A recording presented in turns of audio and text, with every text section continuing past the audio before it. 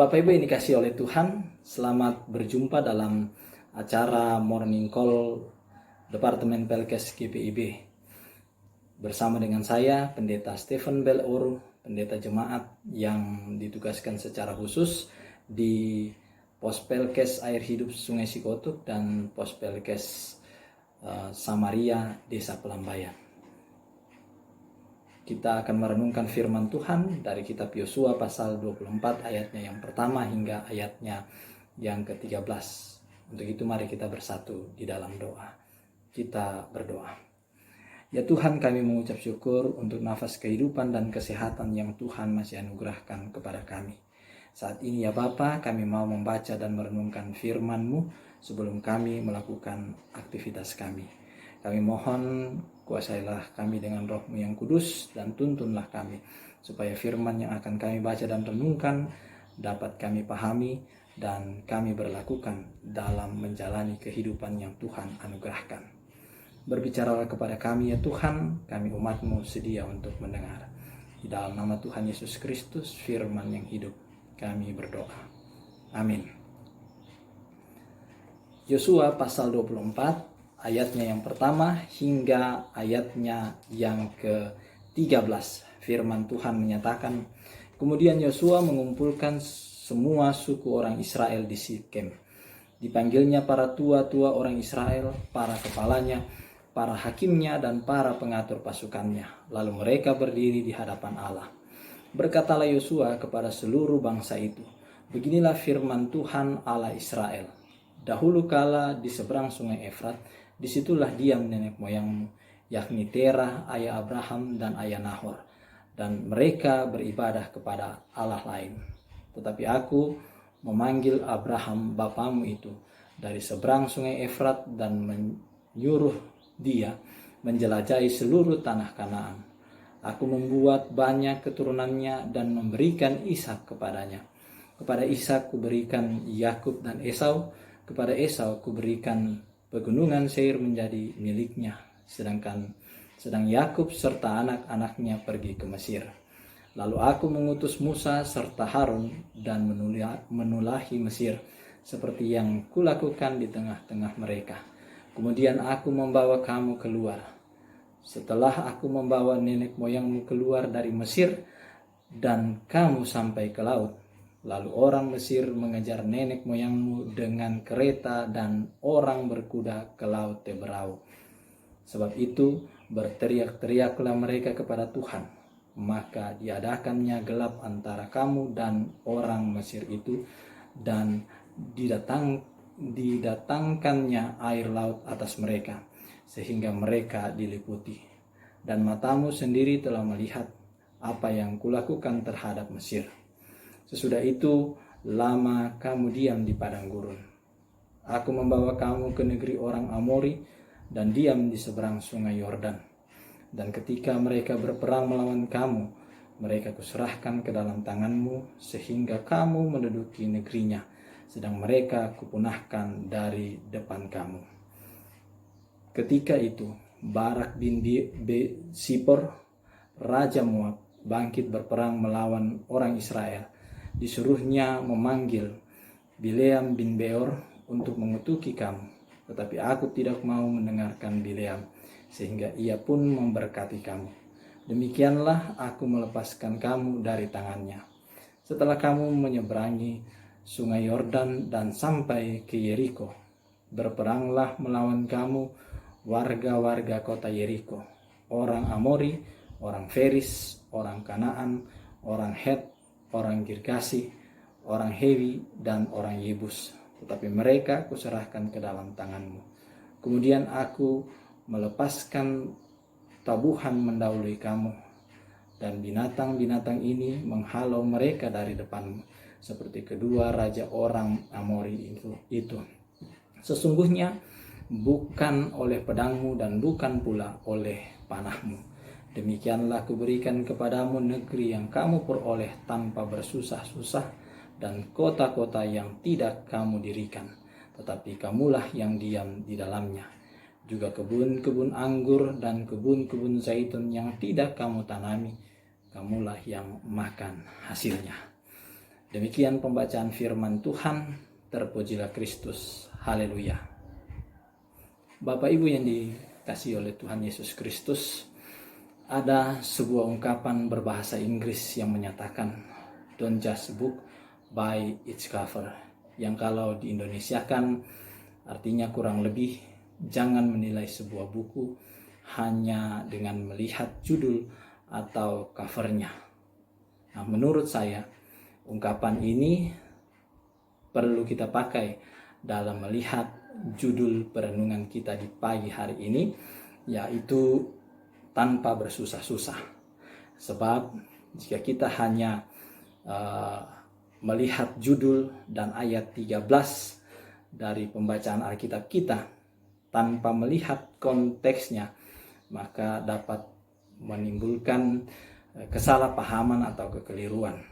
Sebab agama dalam hal ini kekristenan akan dianggap sebagai candu yang memanjakan para pengikutnya. Seakan-akan orang percaya tidak perlu atau tidak usah bersusah-susah untuk menggapai apa yang diharapkan. Nah, oleh karena itu dalam perenungan ini kita akan melihat bersama tentang dua hal. Yang pertama, benarkah orang Israel tidak perlu bersusah-susah untuk dapat memasuki dan menduduki tanah Kanaan? Jika ya, apa bukti yang mendukung pandangan itu? Dan jika tidak, atau jika orang Israel harus bersusah-susah untuk memasuki tanah Kanaan, apakah Yosua salah ketika berkata seperti yang dapat kita baca di ayatnya yang ke-13? Dan yang kedua, makna apa yang dapat kita petik dari pernyataan Yosua dalam bacaan kita ini?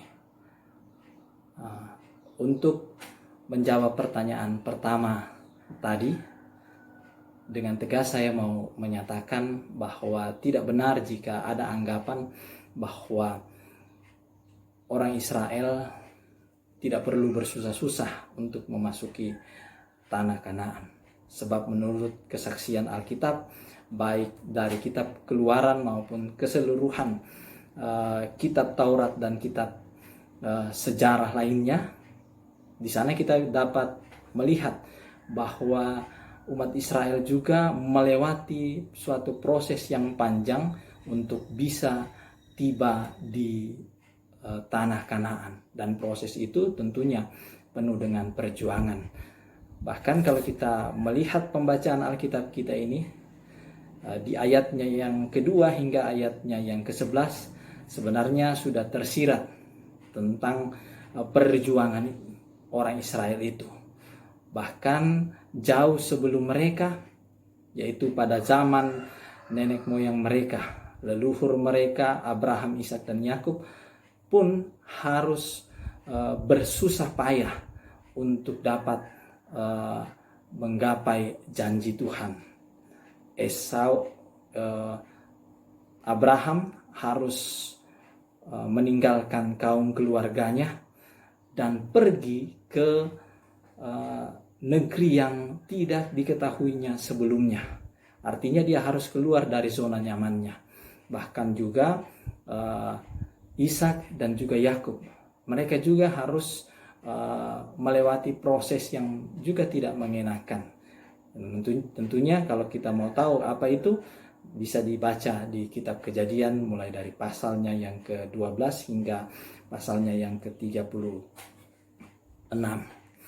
Nah, orang Israel sendiri dalam bacaan kita ini sebenarnya juga melewati proses yang tidak mengenakan. Di sini dikatakan bahwa mereka dikejar oleh tentara Mesir bersama Firaun. Dikejar di sini pastilah tidak mengenakan. Jangankan mereka, Bapak Ibu, saya saja yang beberapa waktu lalu mengalami insiden dikejar oleh anjing ketika harus mengantarkan tata ibadah ke rumah jemaat-jemaat sewaktu kebijakan untuk beribadah di rumah terkait dengan pandemi COVID-19 itu rasanya tidak enak. Apalagi mereka bukan hanya dikejar anjing. Kalau anjing kita ambil batu mungkin akan lari, kita ambil kayu akan lari. Tapi ini adalah tentara Mesir yang tidak mungkin lari karena mereka mau membunuh orang Israel. Jadi pasti itu hal yang tidak mengenakan. Ditambah lagi ketika mereka berlari, di depan mereka adalah Laut Teberau. Jadi sulit. Bahkan kalau kita baca lagi secara runtut, mereka juga harus melewati padang gurun yang juga memiliki medan yang ekstrim. Dan ketika memasuki tanah Kanaan, mereka juga menurut pembacaan Alkitab kita berperang melawan bangsa-bangsa Kanaan. Jadi dari sini kita dapat menyimpulkan bahwa untuk tiba dan menduduki tanah Kanaan, mereka juga harus bersusah payah. Nah, kalau mereka harus bersusah payah, apakah Yosua salah ketika dia berkata di ayatnya yang ke-13? Untuk menjawab hal itu, kita harus melihat pernyataan Yosua ini secara proporsional dan melihat konteksnya. Kapan, di mana, dan apa tujuan yang hendak dicapai oleh Yosua dari pernyataannya itu. Nah, jika kita teliti lebih jauh, Yosua mengatakan hal itu ketika bangsa Israel sudah menaklukkan bangsa-bangsa Kanaan, dan mereka akan dilepas oleh Yosua untuk menduduki tanah pusaka mereka masing-masing. Jadi ungkapan Yosua di sini adalah untuk atau tujuannya adalah supaya mereka tidak menjadi pongga dan melupakan Tuhan yang sudah menuntun mereka dalam perjalanan, bahkan dalam memasuki tanah Kanaan. Itu dikatakan mereka dilakukan oleh Yosua kepada mereka supaya mereka mengingat kasih Allah itu, bahwa memang mereka harus berjuang, tetapi perjuangan itu dituntun oleh anugerah Tuhan. Sebab jika hanya mengandalkan kekuatan mereka, maka kemungkinan mereka akan mati ketika bangsa Mesir, tentara Mesir dan juga Firaun mengejar mereka. Karena anugerah kasih Tuhanlah sehingga Laut Teberau dibelah dua oleh Tuhan dan mereka berjalan di tanah yang kering, dan akhirnya orang Mesir tenggelam di Laut Teberau. Bahkan oleh kasih Tuhanlah ketika mereka berjalan di padang gurun, mereka tidak mengalami bahaya karena Tuhan tetap menyertai mereka lewat tiang awan dan tiang api. Untuk kita ketahui, padang gurun itu sangat ekstrim. Di siang hari suhunya bisa 46 derajat Celcius bahkan lebih, sedangkan jika malam hari suhunya itu bisa di bawah 0 derajat Celcius. Jadi dengan suhu yang ekstrim seperti ini, mustahil mereka dapat bertahan tanpa penyertaan daripada Tuhan. Bahkan kalau kita ingat, tanpa penyertaan Tuhan mereka mungkin tidak dapat minum.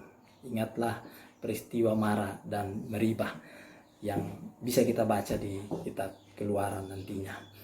Nah, kemudian jika tanpa kasih Tuhan, mereka juga pasti tidak akan menang menghadapi bangsa-bangsa Kanaan. Mengapa? Karena mereka adalah bangsa yang sudah dikondisikan begitu panjang menjadi budak. Dan seorang budak jangankan untuk berperang, memegang senjata saja itu tidak boleh. Jadi mereka yang asing dengan peperangan, yang asing dengan senjata, tidak mungkin menang melawan bangsa-bangsa Kanaan yang sudah biasa berperang. Bahkan kalau dari segi postur, mereka memiliki postur yang lebih besar, lebih tinggi dibandingkan orang-orang Israel. Nah, dari sini kita bisa melihat bahwa anugerah Tuhanlah yang membuat mereka dapat menduduki tanah Kanaan. Dan itu sebenarnya sudah tersirat di ayatnya yang ke-12 bagian akhir yang mengatakan bahwa sesungguhnya bukan oleh pedangmu dan bukan pula oleh panahmu. Nah, apa yang dapat kita petik dari pembacaan Alkitab ini?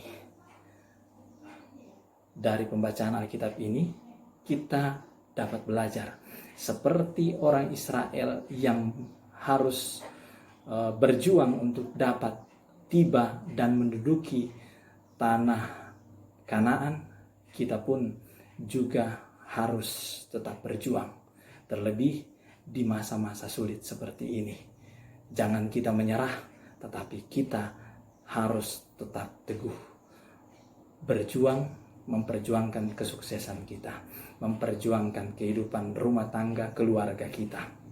Tetapi hal yang penting yang kedua yang tidak boleh dilupakan, bahwa ketika kita berjuang, ketika kita melakukan sesuatu dan ketika kita mendapatkan kesuksesan, jangan pernah melupakan Tuhan, sebab tanpa penyertaan Tuhan kita tidak dapat berbuat apa-apa. Nah, jika dikaitkan dengan Pospelkes tempat saya ditugaskan, khususnya di Pospelkes Samaria Desa Pelambayan ini, di mana pembangunan gedung gereja atau perbaikan gedung gereja dan juga pembangunan pastori yang sudah lumayan baik, itu semua bisa terjadi karena kasih Tuhan. Meskipun ada beberapa hal yang masih perlu kami lakukan, di antaranya adalah pengadaan sound system, tetapi itu semua pasti akan terlaksana. Dan kami imani, dan saya sendiri sebagai pendeta mengimani, semua pembangunan itu dapat terlaksana karena anugerah Tuhan, bukan karena kehebatan kami. Karena anugerah Tuhanlah yang menggerakkan setiap presbiter, jemaat, bahkan juga para donatur untuk turut berkontribusi dalam pembangunan dua gedung ini. Jika saya bisa ilustrasikan atau analogikan kesuksesan untuk membangun kedua gedung, yaitu pastori dan juga perbaikan gedung gereja, saya analogikan dengan uang 100.000 ini, maka grace atau anugerah Tuhan itu dilambangkan dengan angka 1, sementara effort atau upaya yang dilakukan itu dilambangkan dengan 5 angka 0 di belakangnya.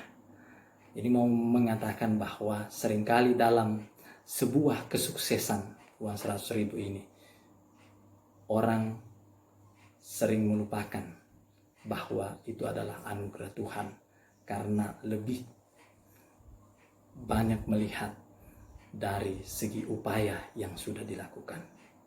Sebenarnya melalui uang 100.000 ini mau mengingatkan kepada kita bahwa sebesar apapun, bahkan sebanyak apapun usaha yang kita lakukan, jika tidak didahului oleh anugerah Tuhan, maka tidak akan berguna apa-apa. Sama seperti uang 100.000 ini, jika angka satunya hilang, maka tidak akan ada gunanya. Itu kemungkinan uang robek yang tidak akan diterima oleh orang.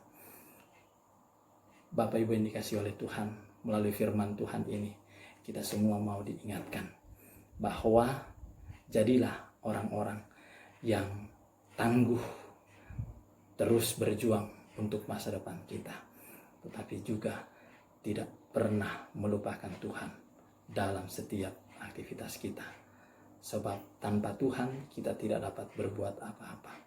Tetapi bersama dengan Tuhan kita cakap menanggung segala perkara. Amin. Mari kita berdoa. Ya Tuhan, kami bersyukur untuk firman yang boleh kami baca dan renungkan saat ini. Biarlah ya Tuhan, firman yang kami boleh baca dan renungkan ini boleh memberikan motivasi dan kekuatan kepada kami dalam memperjuangkan masa depan kami. Kami mohon hikmat daripadamu supaya kami juga tidak melupakan kasih-Mu ya Allah. Terima kasih Bapa di sorga, inilah kami. Kami naikkan doa ini hanya dalam nama Tuhan Yesus Juru Selamat kami. Amin.